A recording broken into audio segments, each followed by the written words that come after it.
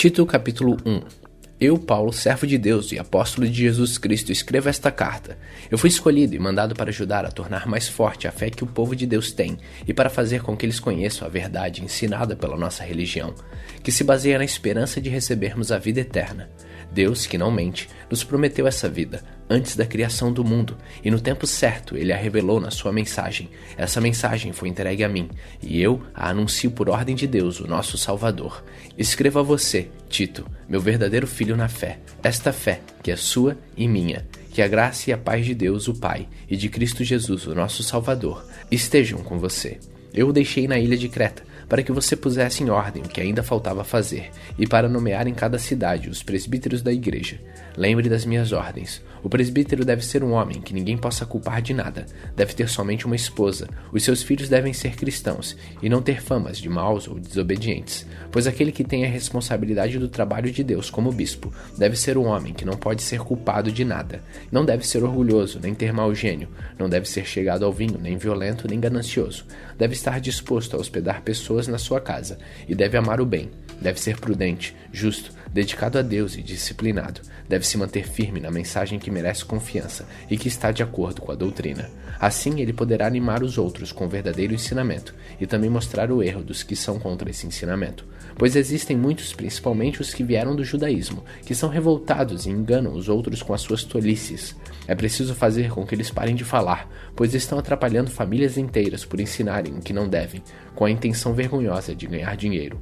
Foi justamente um deles, o profeta da ilha de Creta, quem disse: "Os cretenses só dizem mentiras, são como animais selvagens, são uns preguiçosos que só pensam em comida."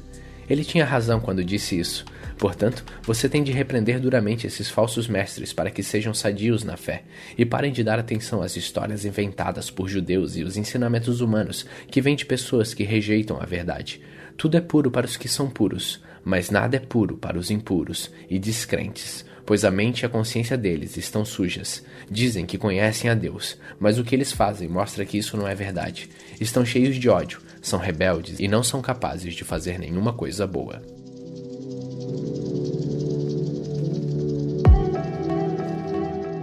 Tito capítulo 2.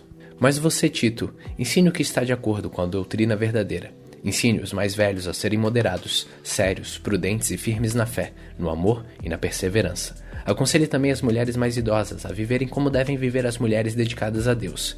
Que elas não sejam caluniadoras, nem muito chegadas ao vinho. Que elas ensinem o que é bom, para que as mulheres mais jovens aprendam a amar o marido e os filhos, a ser prudentes, puras, boas donas de casa e obedientes ao marido, a fim de que ninguém fale mal da mensagem de Deus.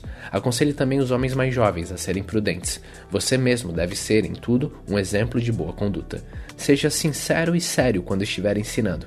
Use palavras certas para que ninguém possa criticá-lo e para que os inimigos fiquem envergonhados por não terem nada de mal a dizer a nosso respeito. Que os escravos obedeçam aos seus donos e os agradem em tudo. Que não sejam respondões, nem roubem os seus donos. Pelo contrário, que eles mostrem que são sempre bons e fiéis em tudo o que fazem. Desse modo, por causa das coisas que eles fizerem, todos falarão bem da doutrina a respeito de Deus, o nosso Salvador. Pois Deus revelou a sua graça para dar a salvação a todos. Essa graça nos ensina a abandonarmos a descrença e as paixões mundanas e a vivermos neste mundo como uma vida prudente, correta e dedicada a Deus, enquanto ficamos esperando o dia feliz em que aparecerá a glória do nosso grande Deus e Salvador Jesus Cristo. Foi Ele quem se deu a si mesmo por nós, a fim de nos livrar de toda a maldade, de nos purificar, fazendo de nós um povo que pertence somente a Ele e que se dedica a fazer o bem.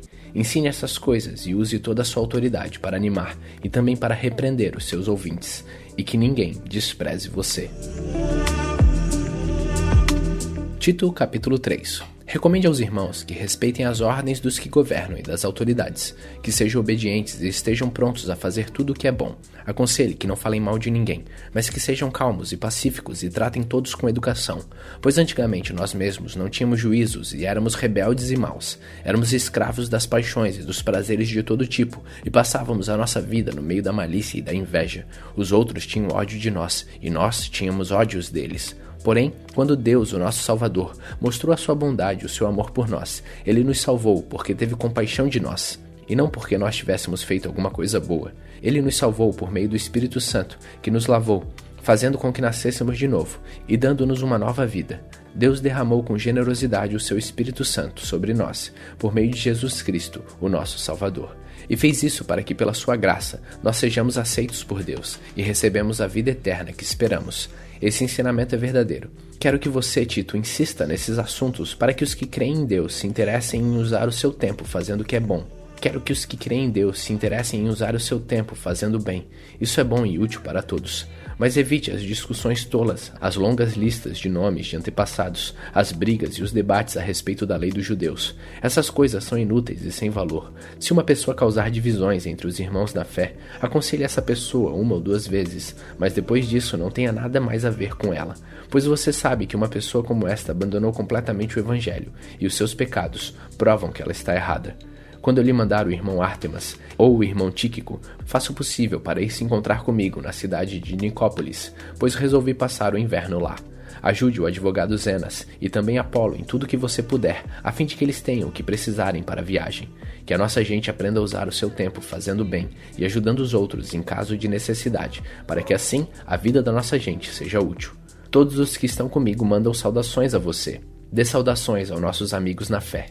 Que a graça de Deus esteja com todos vocês. Hoje, terminamos a carta a Tito. Continue faminto, continue humilde.